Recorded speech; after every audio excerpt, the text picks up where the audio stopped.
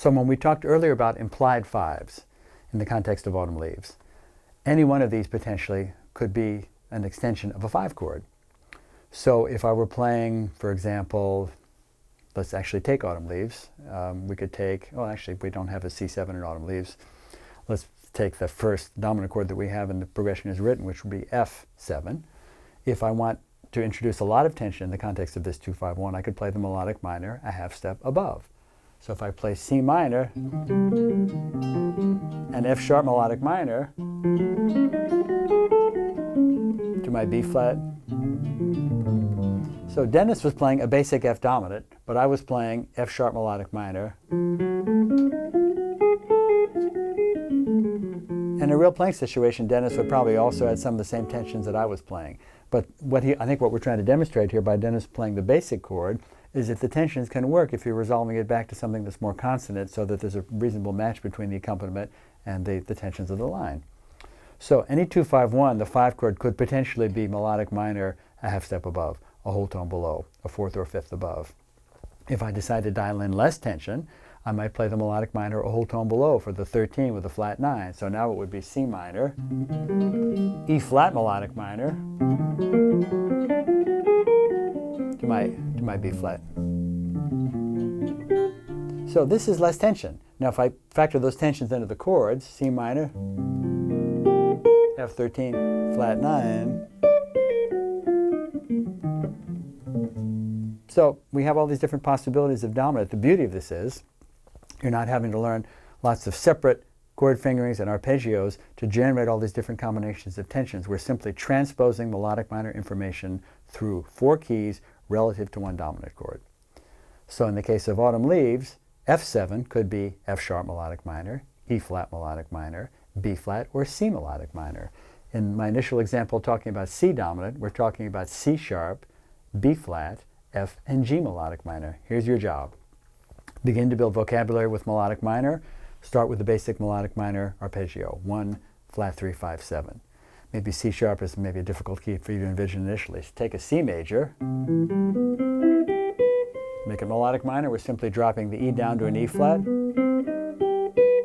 Now we can also, to create a slightly extended version of melodic minor, we can pull a few other notes in from the scale. For example, if I want to play a minor major 6, I could also add the A. So now I have C, E flat, G, A.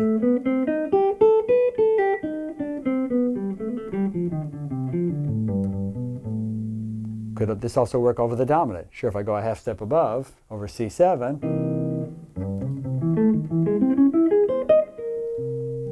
So essentially melodic minor vocabulary, as you expand it, of course works over the minor chord, but it also works as part of this altered dominant scenario. Let's go back to the key of C. It might be an easier one to have you begin to practice ideas with melodic minor.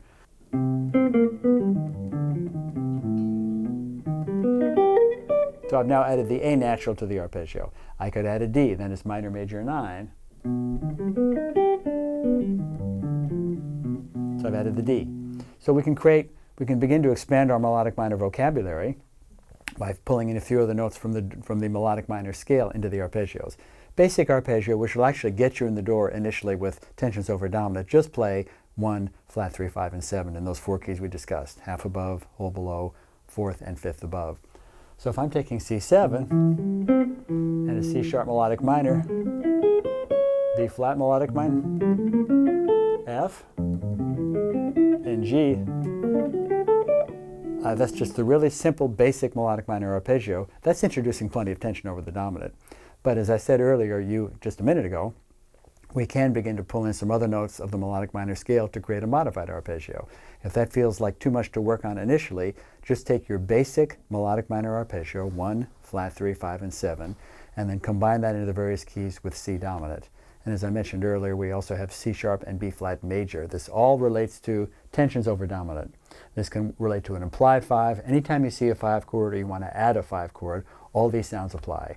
And the purpose being to use tension to create resolution.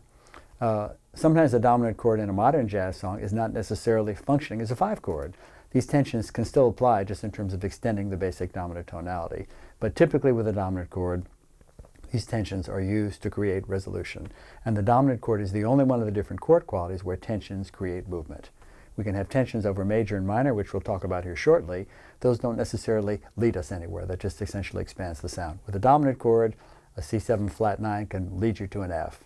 A C minor with a flat 9 as a Phrygian is not going to lead you anywhere. It's just a variation on C minor.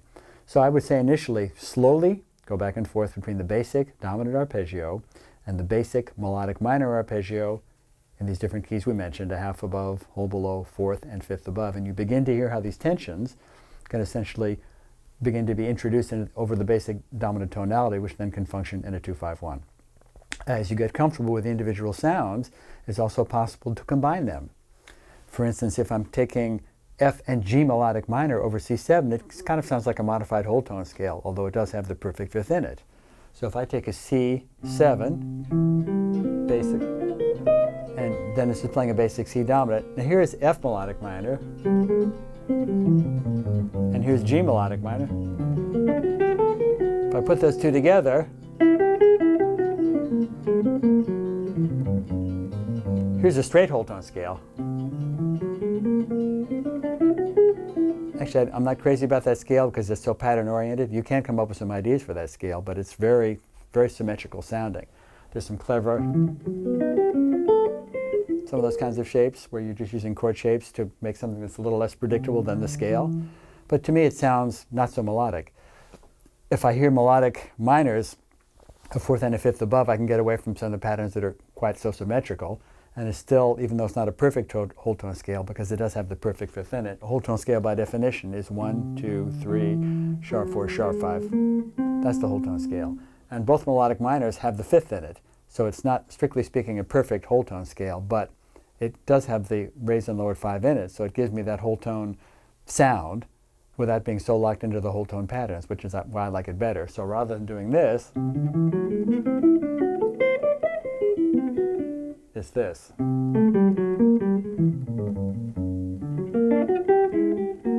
Those are just melodic minor chords instead of the whole tone shapes, which to me sound pretty symmetrical and a little bit predictable. So that still has enough of the feeling of the whole tone for me. So there's my F melodic minor, my G. Don't worry about the sounds I'm playing, just hear the sound. G melodic minor. F melodic minor. So that's giving me elements of raised and lowered 5. So this is a way to kind of solve this dilemma of a scale that's so pattern oriented that it's tough to create melodies there, I think. It's not impossible to play melodically with a whole tone scale, but to me it's pretty difficult. I like this idea of melodic minor a whole step apart, a fourth and a fifth above the dominant to give me that sound instead.